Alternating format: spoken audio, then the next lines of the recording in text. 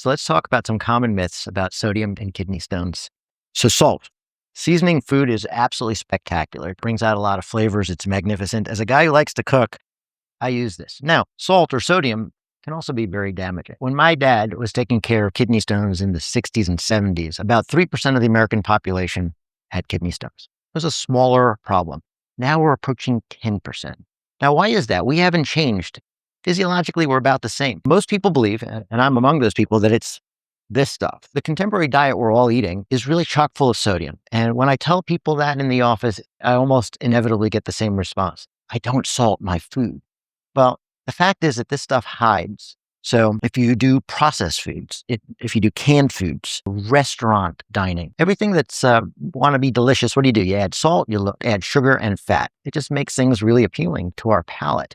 The problem is we're having an excess amount of this. And when you have that extra salt, you don't understand, well, how does that correlate with kidney stones? It makes no sense to me. Well, your body can't absorb more salt and stay stable. You have to get rid of it. And that gets urinated out.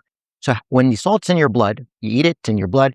How does it get into urine? There's a little pump that does that, pushes it into the urine. All right. The problem is that pump also carries calcium. It's just part of the natural mechanism. So if a molecule of salt comes out, a molecule of calcium goes out. And that's bad. Calcium is something we all need, and we store it in our bodies. It's in our teeth and in our bones, makes us strong.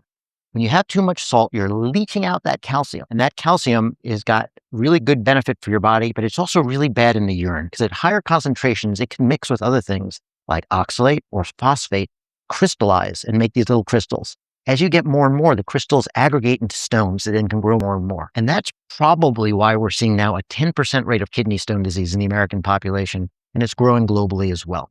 So let's be really careful. It's not about adding extra salt to your diet. It's about identifying those sources in your diet. And you can do that by carefully reading the labels and just seeing where salt is hiding in your diet. And yeah, we're probably all taking a little too much salt.